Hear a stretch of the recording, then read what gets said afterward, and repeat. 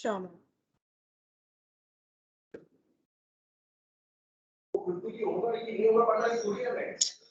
Shall I start? Yes, please. Good afternoon to all. Thank you all for joining us in today's webinar. Before proceeding with this webinar, I would like to request all of you to follow some protocols for the smooth conduct of this session. All the participants are requested to switch off their videos and mute them. Queries from the participants will be taken at the end of the Q&A session. You can drop your questions in the chat box during the session. Kindly fill the feedback form, the link for which will be shared in the chat box towards the end of the session. We request your cooperation in conducting the session smoothly. A very good afternoon to one and all present here.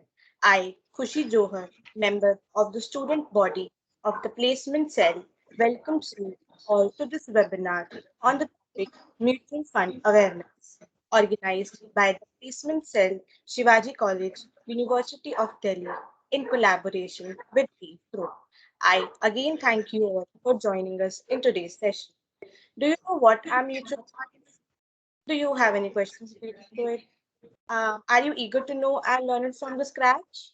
If yes, we are here with a webinar on mutual fund awareness that will help you to know more about it from the early beginning to what impact it puts on the economy today. It is nothing but the largest proportion of US corporations. Mutual funds are one of the highly valued fields of finance that attract investors to know more about it. To have deep insights on it, let's begin the webinar. Now, it's time to invite the person without whose support and guidance this webinar would not have been possible. I'm talking about Dr. Thakur, the convener of placement camp. Yes, you to kindly just again. Over to you, ma'am. Thank you, Khushi. A very good afternoon to all. A warm welcome to our speaker of the day, Mr. Harsh Bansal, and all our dear participants. I'd like to thank our esteemed principal, Professor Shiv Kumar Sehde, for his constant support and motivation.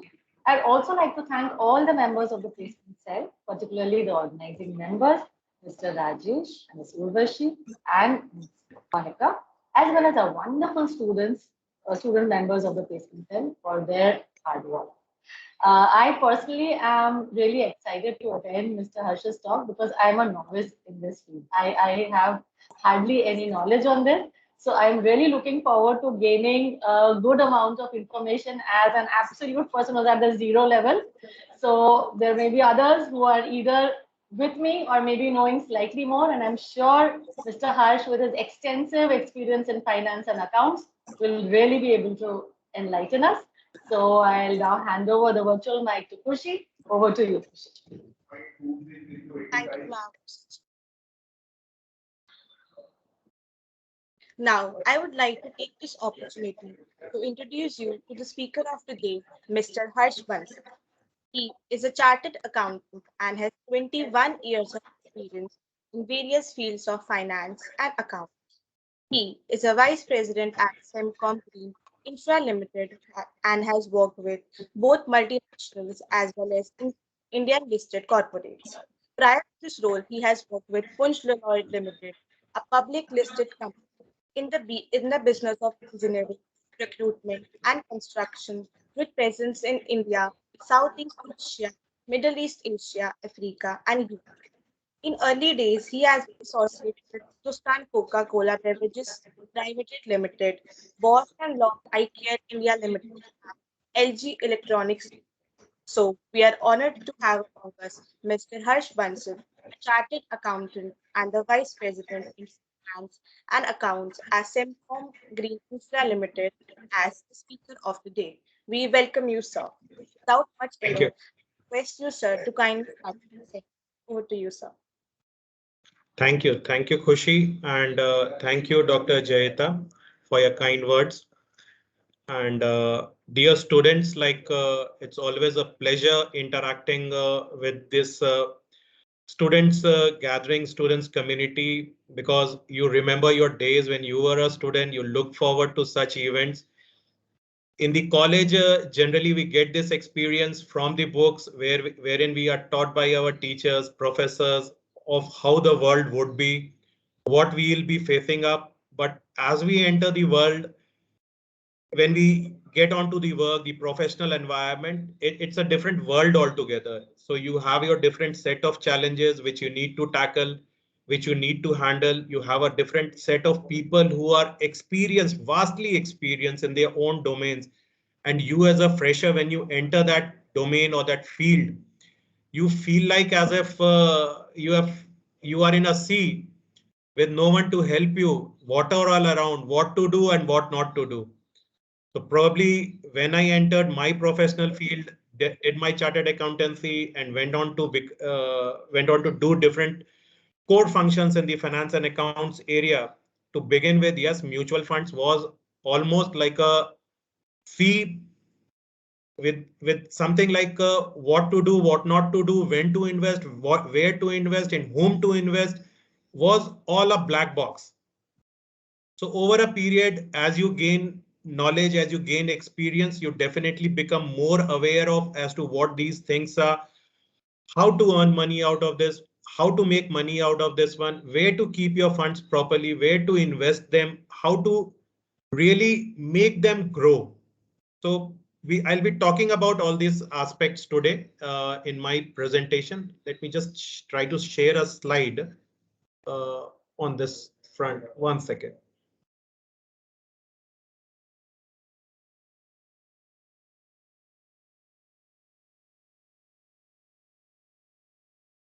Is the slide visible? Not yet. 1 second. No, it's not.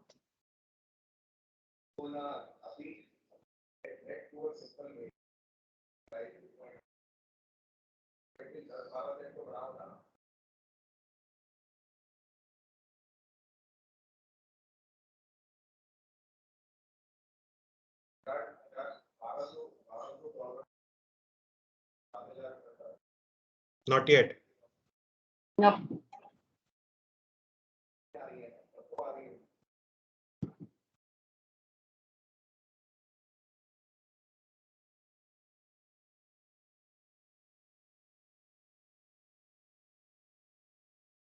Anyways, I'll just try to meanwhile, I'll just give you a brief of what exactly mutual funds are.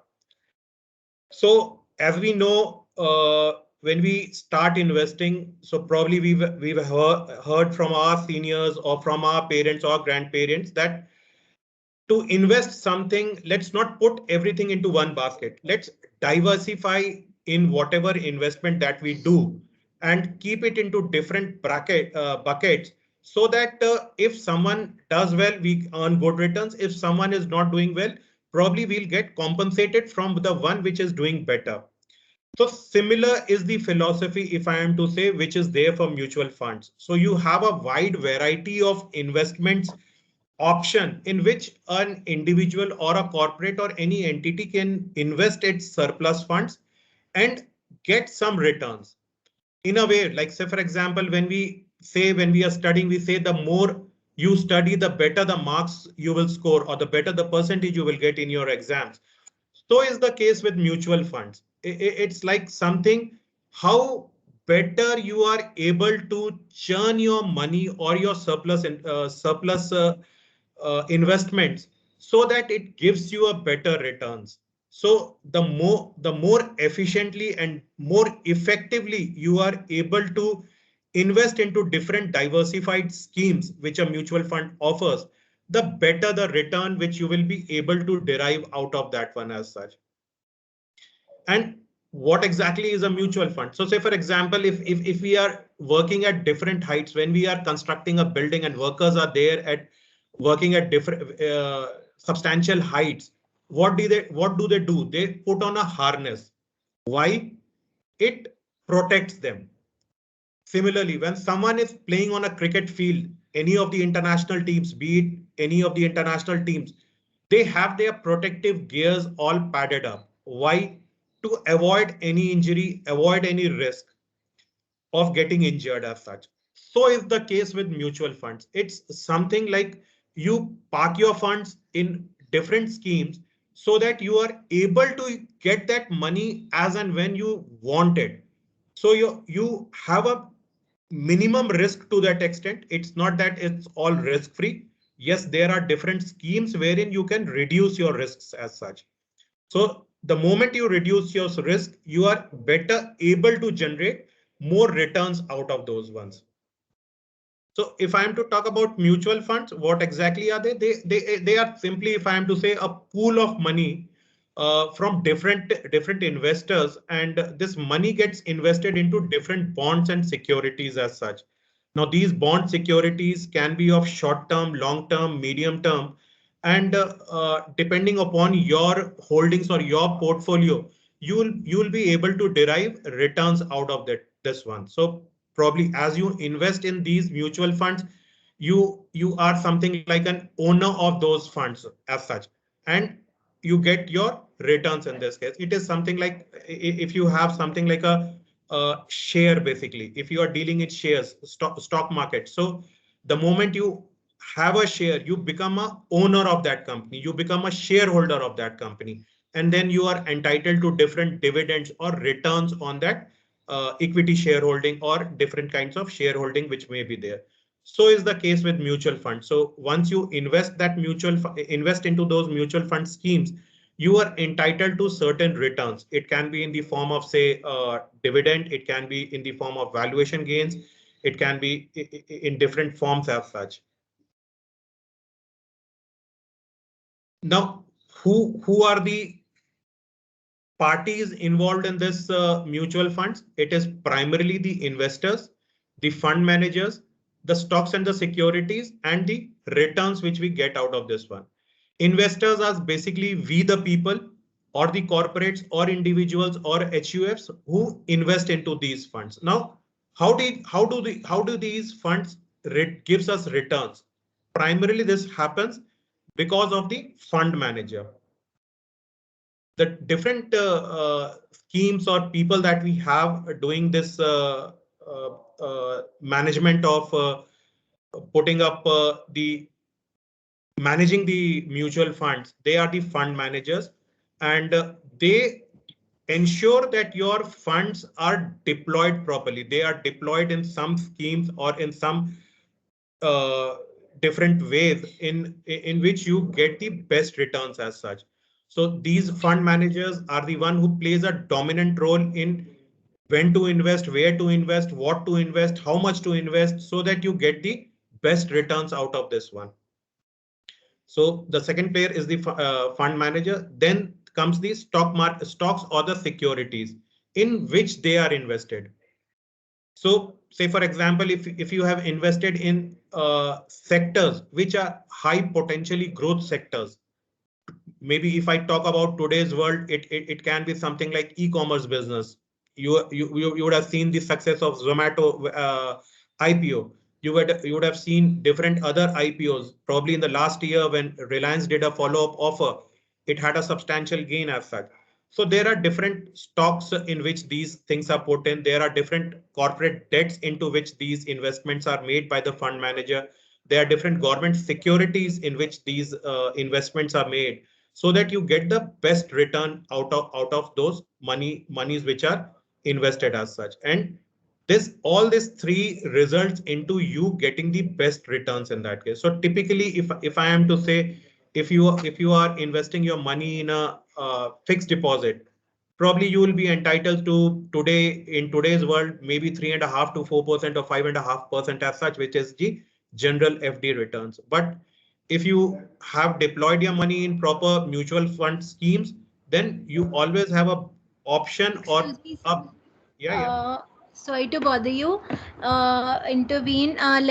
Basically, your PPT is visible, but only the background is visible, like it Back. was happening in the start. So, can we have a look at that? Is it okay now? No. No, only the background is visible. I think it's still showing that we are having difficulty uploading your presentation. It may take a while longer. Okay. So, would you like us to share? Yeah, I'm Like just trying. it happened when you were trying earlier also, but then it ran fine. Just give me 30 seconds then. Just give me 30 Oh, seconds. surely, sir, surely.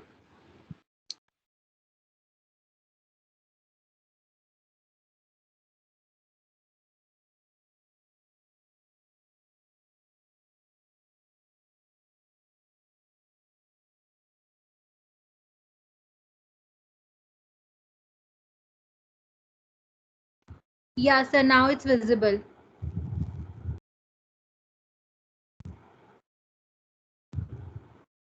Is it visible now? Yes, sir, perfect. Yeah, very good.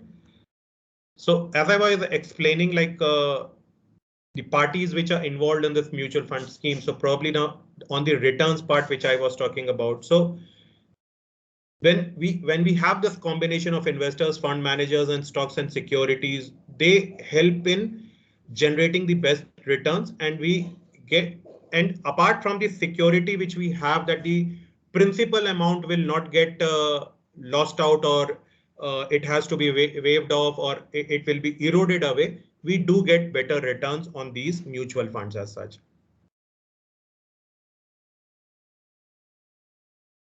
So if we look at the brief history of when all these things started, so probably in India, the phase of mutual funds began somewhere in 1964, when Unit Trust of India was established by the Act of the Parliament, and that was the first, if I'm to say, the mutual fund scheme which was rolled out in India, termed as the UTI unit scheme in 1964.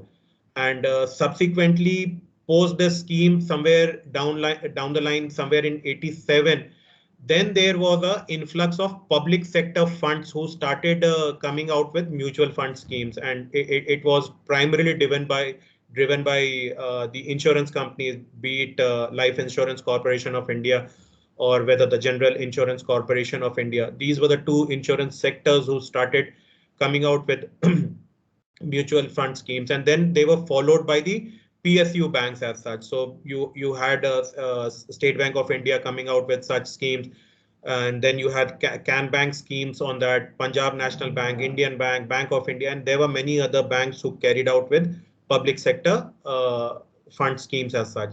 And then the third phase started somewhere in 93, when even the private sector uh, banks entered into this one. So probably like you had ICICI, you had IDBI, IDFC, and all, who came out with these kind of schemes. And what important thing which happened in 93 was that there was some kind of a regulation around all these things. So you had the Securities Exchange Board of India, which is SEBI as such, and it had a lot of regulations around these schemes under which they need to be operated. Probably at that point of time, you had the Harshad Mehta scam, in which people lost a lot of money. The principal itself was lost.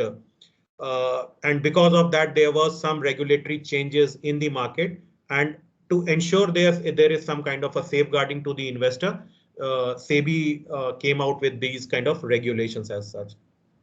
Now, when we start investing in these mutual funds, what is our expectation? The primary objective is to have the principal safe. It should not get eroded. It should not be lost. And then you have some kind of better returns out of these mutual funds. That's the primary objective. Now, if I am to individually do that, probably I need to sit on the my desktop or the laptop, open my ICICI Demat account or any other Demat platform, and trade actively in shares in that case, so that I'm able to track them, do the transaction as and when required, probably seeing the benefits, what I am gaining, what I am losing, what are the threshold limits under which I need to dispose of those investments as such. But in mutual funds, what happens? All this work is entrusted to a third party. So basically, once you have these schemes, either from any of these investors, either scheme managers, like it can be ICICI, SBI, LIC, or anyone, they deploy those professional management team who takes care of your money in that case. So they are hardcore professionals who do a lot of research, track where the market is going, what is happening to the economics, what is happening to the individual companies as such. And so once they are able to do that, they can do a proper investment of your funds. And when they are investing, they diversify that fund. So it is not that they will put everything into one stock or one share or one company or one sector or one economy, even if I am to say. They will spread this out. They will spread this out into different uh, portfolios. It can be like either a debt related, it can be equity related, it can be different diversified companies, it can be different diversified sectors. Say, for example, the power sector, the hospitality sector, the manufacturing sector, the services sector. So basically, your money then is invested into different sectors. So you have a lower risk of losing out on anything as such. You have a liquidity benefit. So say, for example, if you are trading it online, you can redeem those funds in T+1. So if you are to you need to get the money tomorrow, probably if you put up a redemption today, you will be able to get the money tomorrow. So there is some kind of a liquidity with you. As and when you want the money, it is available to you. And it gives you a flexibility. So even from a very minimum amount, you can start investing into mutual funds and keep growing your investment to that extent. Just to give you a example, so probably like say, for example, if you are to invest in a period of say 40 years, if you start investing, so probably in the first 20 years of whatever you have invested, so probably in the first 50% of your investment money which is there, you get the 80% returns. So if I share it by an example, what I'm trying to say is that, say, for example, you start investing 5,000 rupees every month. So it's like 60,000 in a year for over a period of say 40 years at 7% return. Then probably 80% of that return value, probably say 40 years down the line, if it is close to a crore, then 80 lakh rupee of that 1 crore gets generated in the from the investments which you have made in the first 20 years. So the notion is the early you start investing or into all these things, the expectation of getting a better return is much higher in that case. The later you start, probably the returns or the accumulation of wealth which is there will take a longer time in that case.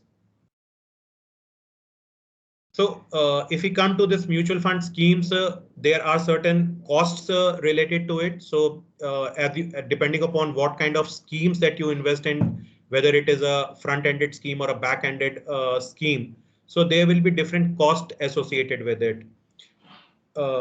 And typically it depends upon from mutual fund to mutual fund, what would be the initial fee, what would it be the upfront fee. But compared to your overall values, these are pretty low as such, given the benefit which you derive out of these things. What kind of mutual funds are there? There are different types of it. It can be like money market, bond funds, balance funds, dividend funds, equity, specialty funds. So depending upon what objective that mutual fund is all related to, so you have different funds for different things. So say, for example, money market funds, it's more dealing with treasury bills, bankers acceptances, or short-term notes as such. Bond funds can be primarily for government bonds or for the private sector corporate bonds as such. Balanced funds can be a mix of one and two, which can be money market funds or bond funds as such. Dividend funds is wherein probably it's something like to do with your equity market, where you are entitled to certain dividends on the money which is investment on your investments which is done in the funds. In that case, equity funds is again something which you have to see over a long period of time, because the more you stay invested in an equity fund, so if you are buying a share directly from a market, the more you stay invested in a share market, probably the returns on that is higher in that case. So is the case with the equity fund. The more you want to, the more longer you stay into that fund, the probably the returns would be better. Then there is a category of specialty funds. So it's like sector specific. So given healthcare, technology, or financial services, or it can be geography based as such. So these are specialty funds. So probably in the past, when India was booming during the period of 2004 to 5, you had a lot of infrastructure funds which were coming in, because infrastructure growth at that time was pretty substantial at that point of time. If of late, if I am to say, probably you have something on the technology front. So artificial intelligence, healthcare technology, these are some of the booming sectors as of now. So if you even look at the stock prices of, say, your pharma stock shares, they probably are touching their peaks as of now. Then if we look at the classification of these mutual funds, it's into three different brackets. You can structure them basis the structure or the investment objective that you are looking at, or the investment style in which you want to invest into these mutual funds. Basis on the structure, it's more like open-ended, closed-ended, and interval funds. So open-ended, there is no fixed maturity date. Basically, you can do a sale purchase at any point of time, and whatever would be the net realizable value, or the net accessible value at that point of time, you get that return out of this one as such. The closed-ended funds is for a specific duration. The NFO is open for a particular period in which it has to be purchased, and you get a return on those funds which are invested. And then you have the interval funds. It is something between the closed-ended and the closed-ended funds as such, and becomes open-ended at specific intervals. Then depending upon the objective, so how safe you want to play in this one. So say, for example, something on a debt fund, it is more like a regular income which would be accruing to you, because it's more not related to the fluctuations of the equity market, but it's dependent upon a fixed return in that case. So probably it's more of a safer one.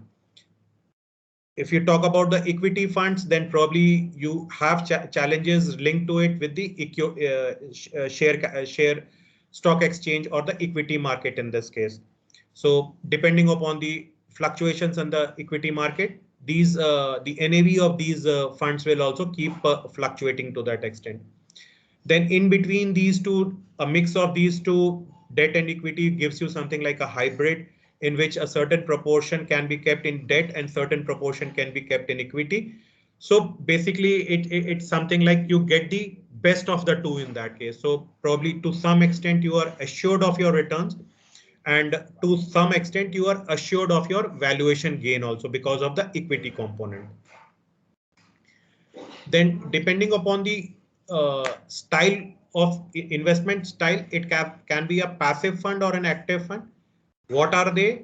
Active fund is which performs better than the benchmark index, if I am to say. So say, for example, if there is a benchmark index that my equity market is performing at a X percentage or X index, then the active fund will perform better than that index, or it can be something to the uh, uh, some other indexation also. So it can be SME indexation, or it can be something like a debt indexation, or it can be indexed to some different sector as such. So it is performing much better than the index. What is passive?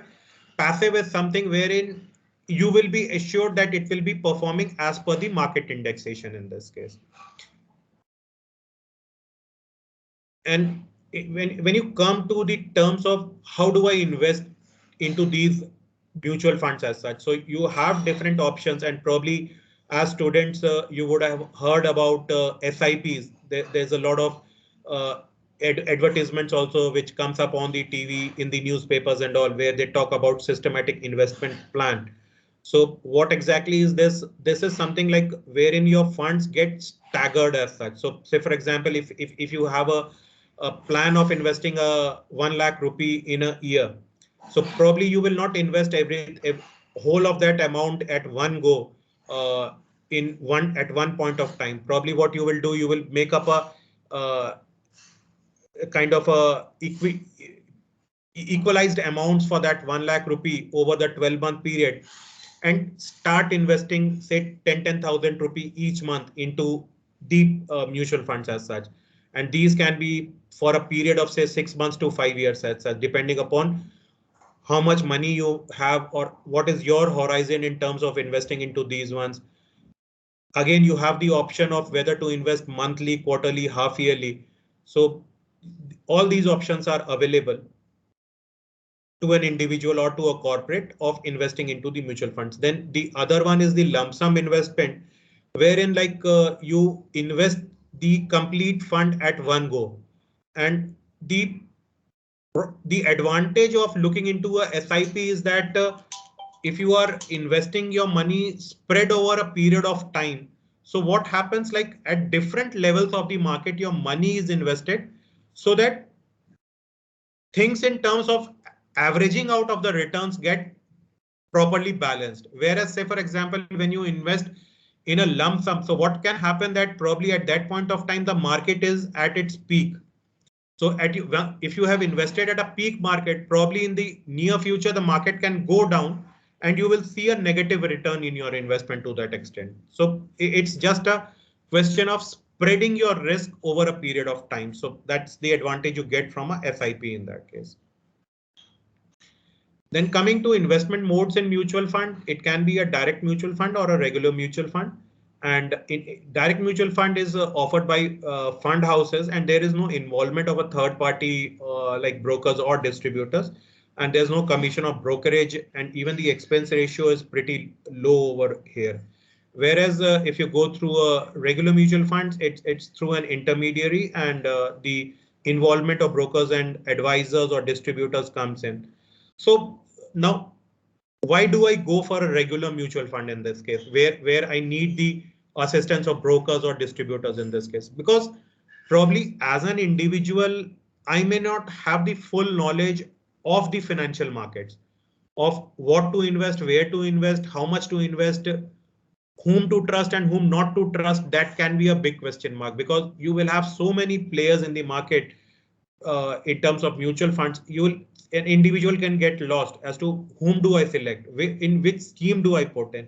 So that is where the role of distributors and brokers and advisors come in, who can guide you as to what is good, what is bad, what is your vision, or what is the purpose at what you are looking at in terms of getting out of this mutual fund. They can then look at your perspective and then advise you accordingly as to where the money then needs to be put in. Probably if I am looking for something like an investment in the next 6 months or 1 year, and I invest in a long-term fund, I may not get the desired returns after 6 months or 1 year. But if I do that in a short-term fund or a medium-term fund, probably I'll be able to derive a better return to that extent, which can be properly guided by the advisors in this case. Then as a investor, how do I track my mutual fund? So you have, or how do I know about what exactly is there in a mutual fund? So there are different documents through which you can get these information. These are like a statement of additional information. Then you have scheme information document. So which gives you the typical detailing about different mutual funds which are there. What are the types of schemes which that is in play, whether it is an open-ended or a closed-ended scheme. What is the objective of that scheme which has come out? What exactly will it cater to? Will it cater to long-term investments or short-term investment? What kind of sectors will it look into? What kind of markets will it look into? What kind of geographies will it look into? What would be the asset allocation that would be there? What would be investment strategy? What is the time period that it is looking at? So there are different things which this information document will give you. Similarly, in a statement of additional information, it contains the statutory information which is required for a mutual fund. It lays down the rights of the investor and different other information which is required for a layman to know where exactly the funds are being invested. Then something like a speedometer, which we have in a car, which gives you a alert as to what speed are you driving it, and whether you are liable to face some kind of a challenge if you are at a very high speed. Then you have something like whenever there is a scheme which comes out, SEBI has guided that you need to have a riskometer associated with it. So this has six categories into this risk meters, which has like two categories of low, two categories of moderate, and two categories of high. So the green ones represent that it is a low risk. So whatever scheme which is there in the market, it's a low or a moderate risk kind of a scheme. What I understand out of that one is that probably the money which I am investing has a lower probability of getting lost in that case. Probably it is into very safe funds, AAA rated kind of instruments in which the possibility of losing out is low.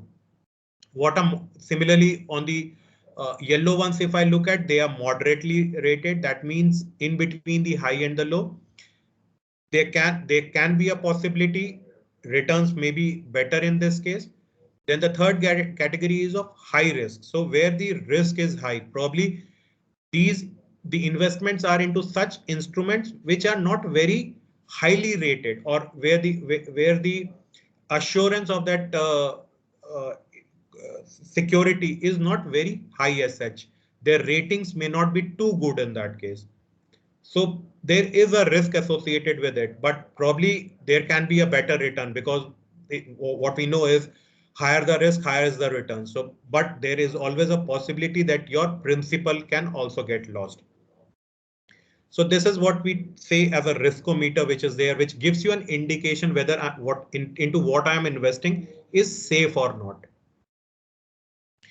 Then probably the students, what we have for you is the NISM 5A, which is the National Institute of Securities Market, and this is an examination wherein you qualify for a distributor certificate examination.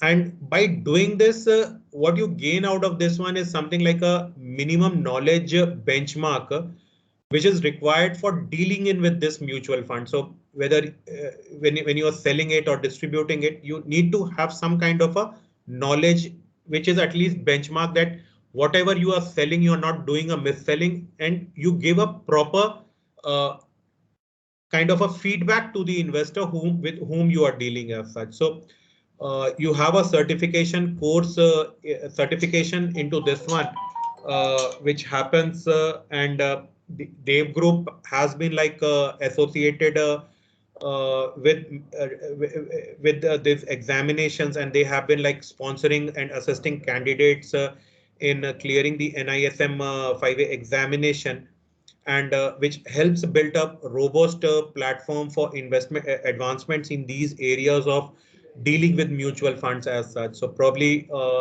Dev Group is associated with many of the mutual fund houses, and they sponsor your candidature in terms of taking this examination.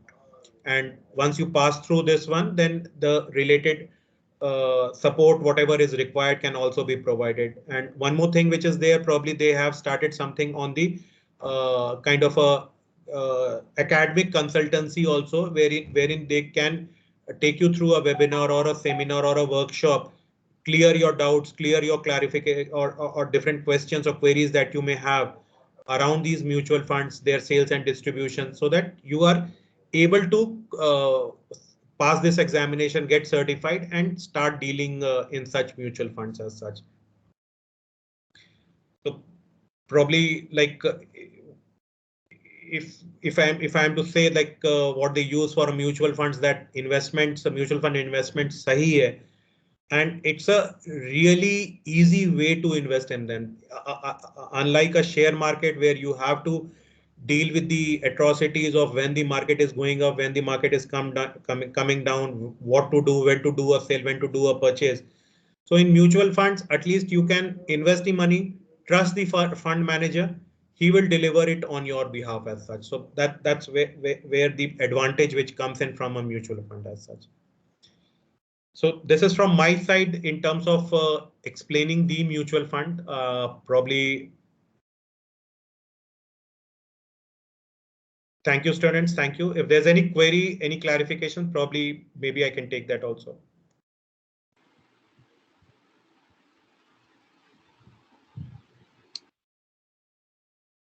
Thank you so much, sir. I am sure that this webinar would have helped many students to be in the right direction, and everyone must have gained an ample amount of knowledge.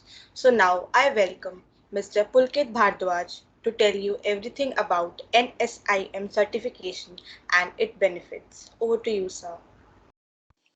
Good evening. I'll just share the PPT and I'll tell you about what the certification is, why should we do it, and what the process is. Harsha, we'll be having a Q&A round towards the end after Pulkit sir is presented. Sure, So, sure. Noted, Anish. yeah, we'll be asking queries. Thank you so much, sir. Thank you.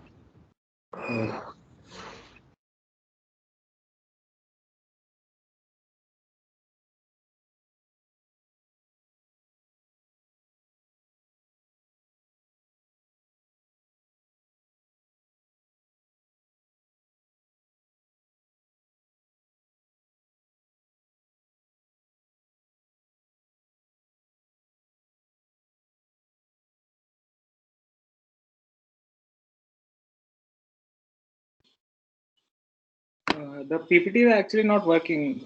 So can you play the PPT and I'll explain it along the way? Sir, you want us to share? We will do that. Yeah, sure. Yeah.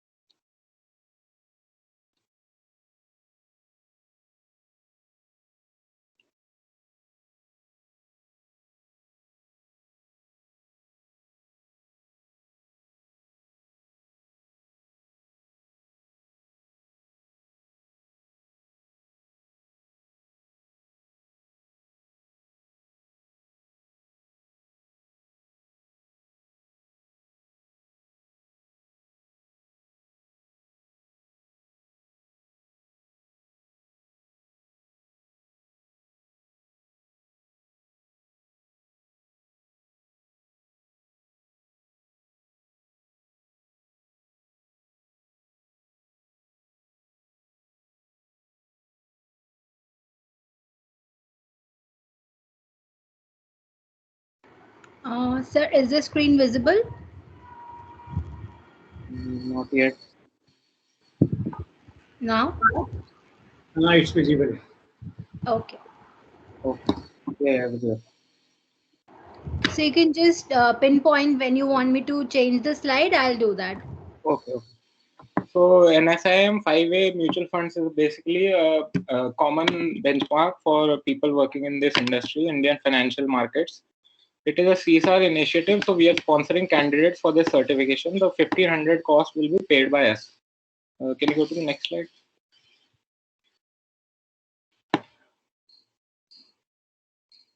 Ma'am, can you go to the next? So, what is NISM? So basically, it provides certifications and continuing professional education programs for the Indian financial market.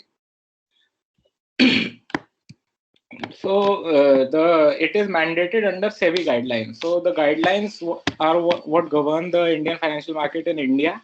So these certification, NISM certifications are mandatory if you want to work in this industry. So let's like in India, there's only 11% people investing in these financial markets compared to US where it is 60%. So there's a lot of untapped potential and companies are growing rapidly.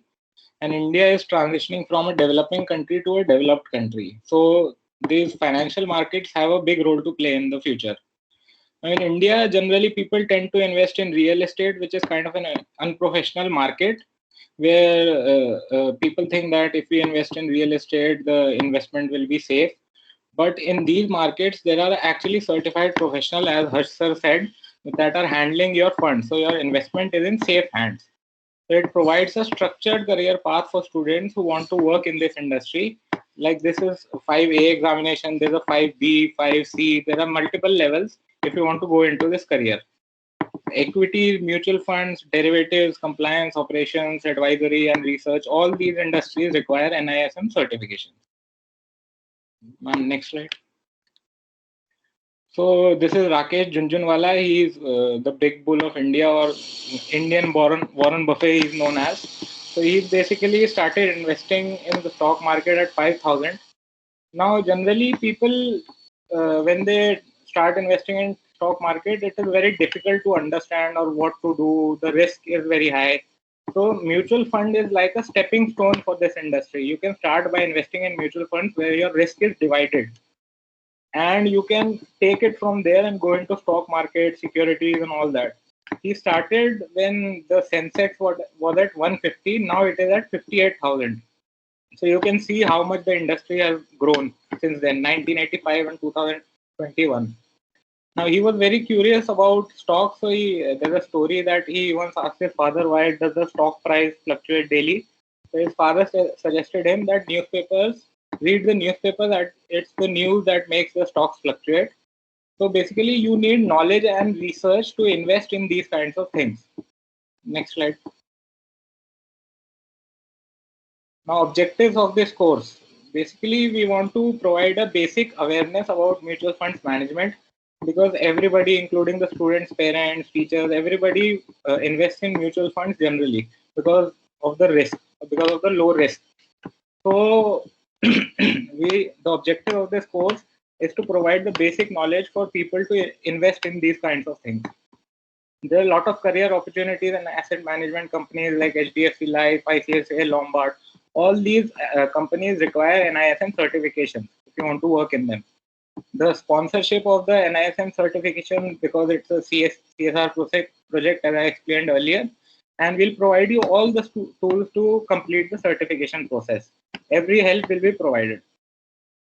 Next slide. Now the course, basically the syllabus is about the basics of mutual funds, as Harsh sir explained in detail, the role and structure, all the equity funds, debt funds, the investment styles, all these different types of schemes and their features, how they are distributed in the marketplace, what kind of products and services are suitable, what are the legalities, accountings, and valuation and taxation aspects of these things. These all will be covered in the workshop and the practice papers. Next.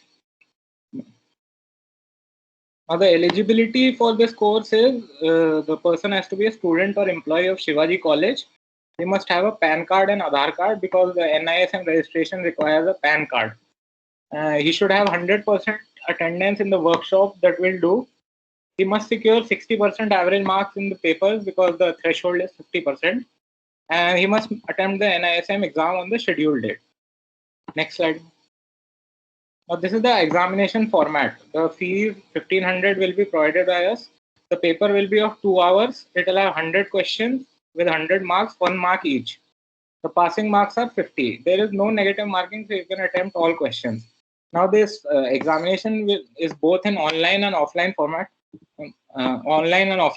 And you can, the online facility is only for the COVID pandemic, and NISM can withdraw it at any time.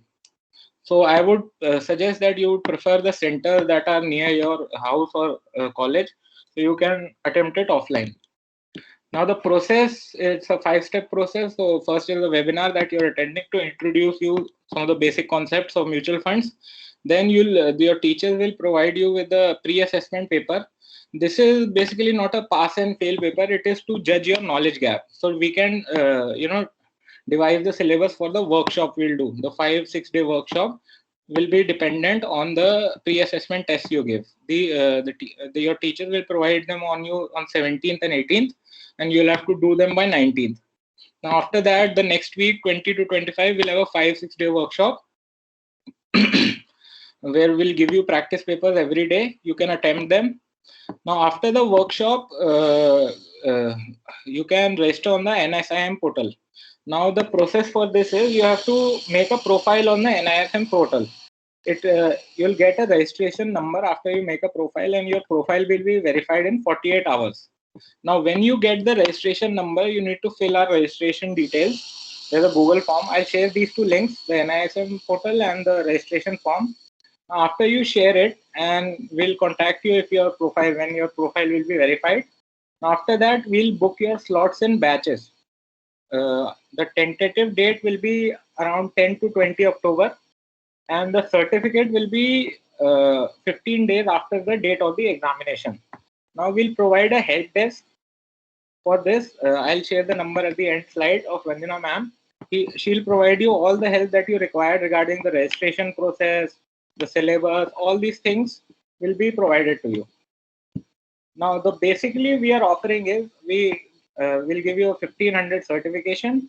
You'll get a 5-day workshop. You'll get all the practice papers, and you'll also get doubt clearing sessions. Now, we'll also provide you with study materials and notes that you require to cover the syllabus. Next slide now. So these are the numbers you want to contact.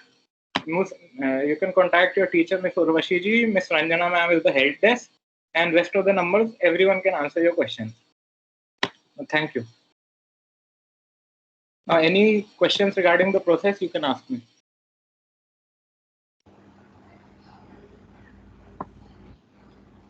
You can note down these numbers also, and we'll be sharing with you also on the groups.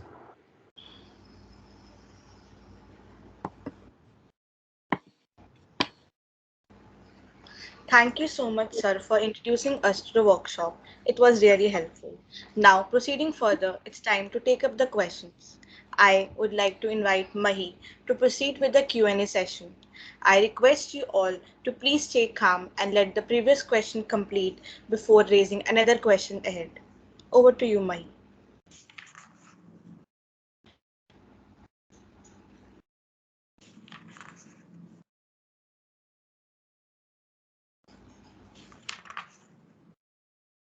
Mahi, you are on mute.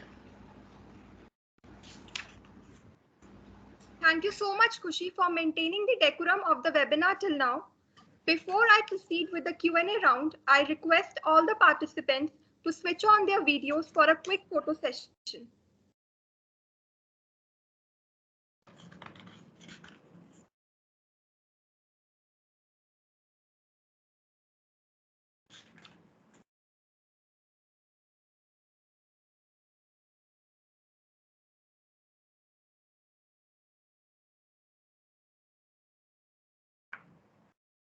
Well, we have been receiving great responses over our social media handles. I'm sure everyone must be eager to know the answer to their questions. So without any delay, let's proceed towards the questions. The first question is, what is the difference between SIP and mutual funds?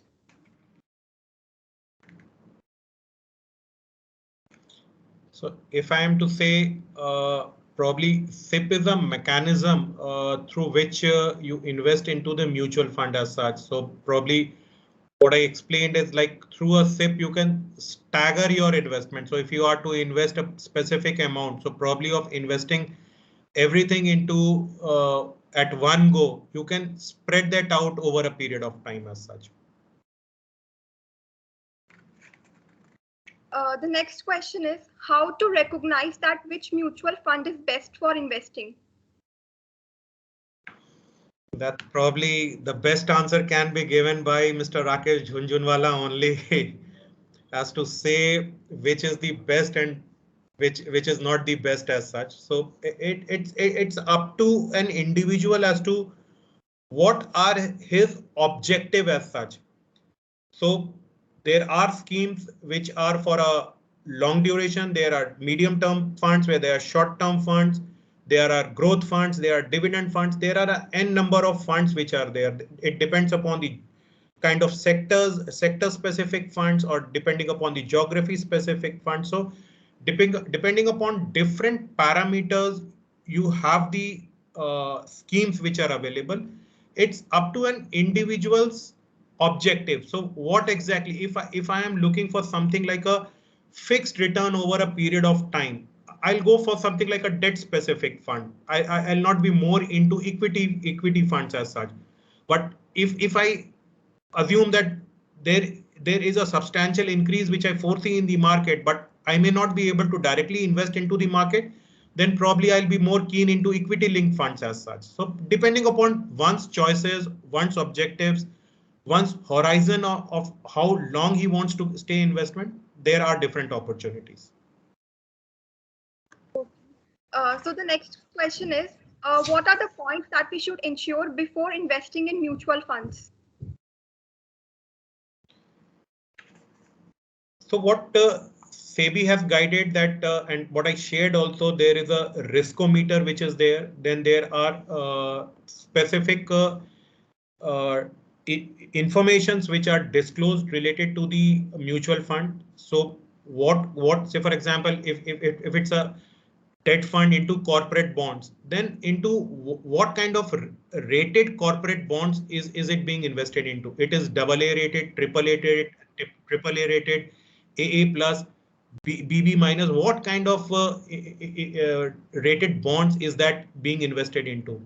If it's a government security bond, probably yes, it's more assured, more risk free than as compared to corporate bond. So probably the risk rating that has to be assessed whether it's green, yellow or red. So that will give you an assessment of what is expected out of that scheme. It is surely a great piece of advice, sir. The next question is, what's the ideal amount to invest as a beginner? Can we start with 500 or 1000? Yeah, you can start with. So even a scheme 500,000 rupees, you can start investing and let it grow. Okay. The adage is the early you start, the better returns you get. Okay. The next question is how to choose the right mutual fund for SIP.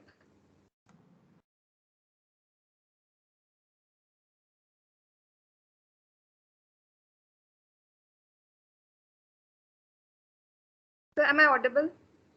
Now you are audible. How to? How to choose the right mutual fund for SIP. I didn't get you. How to choose the right mutual fund for SIP. Okay. Then again, what I have explained, it depends upon on what kind of investment opportunity you are looking at. It's an individual's choice of what opportunity is he trying to look into. Short term, medium term, long term, what kind of growth he is looking at, what kind of returns is he looking at. That will define as to where to put that SIP amount into.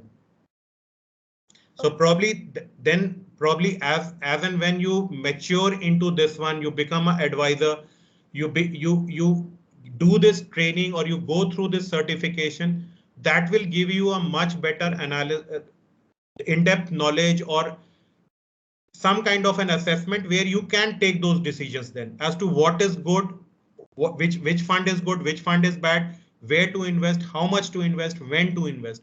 Probably this is the advantage you will get out of this session in that case.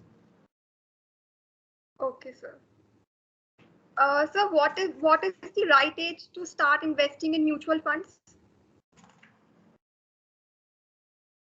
Today is the right day. You can start today itself. There's no right or wrong. So something, if I am to say, Barack Obama became the president of US at an age of 50. Biden is president of US at the age of almost 80. So there is no right or wrong age for becoming a president. So there cannot be a right or a wrong age for investing in a mutual fund. You can start any day. Okay, sir. So the next question is what type of small savings we can do from the age of 18, 19 and invest it on a profitable comeback? Other than mutual funds, you have a lot of other schemes. You have different post office schemes. You have fixed deposit schemes. You have share market directly into the share market wherein you can invest. With banks, you have different other options. Regular and recurring deposit account you can look forward to. So there are different options in the market. Okay, sir. So we will definitely look forward to your suggestion. Thank you. Thank you. Okay, so the next question is how long one should hold his or her investment? Again, as explained, it depends. Like if you are invested into say equity schemes, probably the duration has to be longer. If you are into say short term investments of bonds as such, then probably that you have a specific duration in which it has to be invested. If you are to look forward medium term funds, you have those options as such. So there is no right principle as to how long will I need to hold. So probably the whole objective is like, for what purposes do I intend to hold? So say for example, someone can say I need something for my child's education when he has done his higher secondary. So as to what kind of a accumulation am I looking at? So probably 5 years, 7 years, 10 years down the line, if that is the purpose, then he needs to choose that right kind of a scheme wherein after 7 years or 10 years, he gets that accumulated funds for the purpose.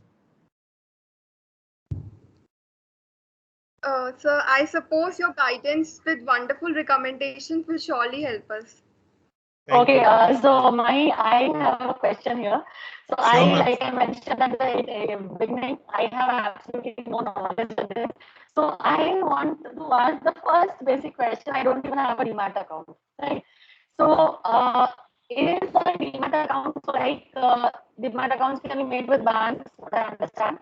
And there are also some other sites like Zerodha and whatever. So is there any authenticity as in with whom I have a demat account? Does it make it more safe or less safe if I want to invest? So ma'am, if I get your voice was breaking, but if I get your Okay. question, so probably your question is, I don't have a demat account, and if I am to open a demat account, where do I choose from? Whether it has to be ICICI, HDFC, Zerodha, or whatever, and which is safer? So, ma'am, the demat account is just a mechanism of maintaining your mutual funds as such, or your equity investments as such, or your even your uh, other investments as such. Whether you do it with HDFC, ICI, Zerodha, that does not make too much of a difference. Probably when you transact, there is some kind of a transaction fee associated with these demats account. Probably to my knowledge, Zerodha has say a very minimal or almost a nil charge as such. ICICI demat account has some kind of minimal charges that they are charging. HDFC as per its policy may have certain this thing, but it is more like what kind of customer benefits that they give, so as to maintain that tracking or to keep that security properly in that demat account. That is the purpose of these things. End of the day, it is the scheme which you choose, the mutual fund scheme, whether it is with ICICI scheme or ICICI Lombard or IDFC or LIC or SBI, that will give you the return.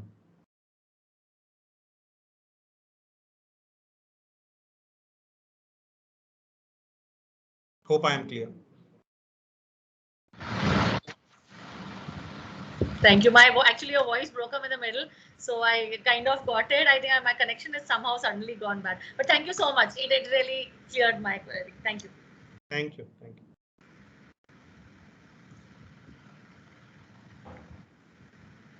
Mai, you can take it over now. Yeah. So the last question is, what are your views on funds, and would you suggest to go for them if expense ratio is found favorable with no exit load? Come again, what is my view if the fund is? What are your views on funds, and would you suggest to go for them if expense ratio is found favorable with no exit load?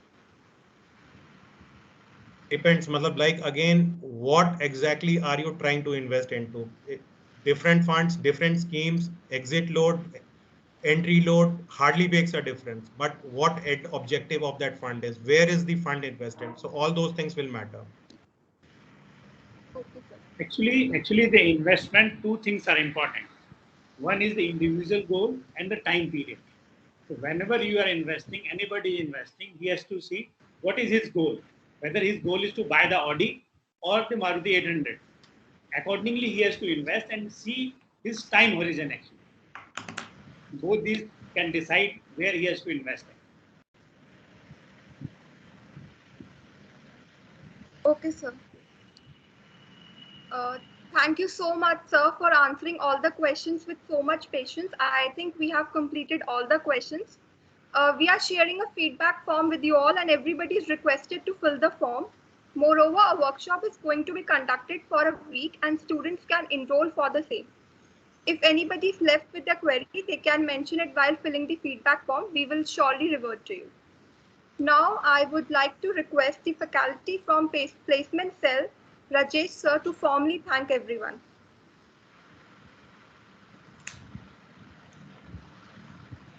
Thank you very Sir, much, you are Mahi. Good evening to one and all gathered here. On the wonderful evening, I, Rajesh Kumar, on the behalf of the placement cell of Shivaji College, would like to present a vote of thanks. We take this golden opportunity to thank respected chief guest and speaker of today's function, Mr. Harsh Bansal, for visiting and enlightening with the knowledge. Today's webinar was full of knowledge and interesting things. It gave us deep insight in the topic and also revealed some interesting facts.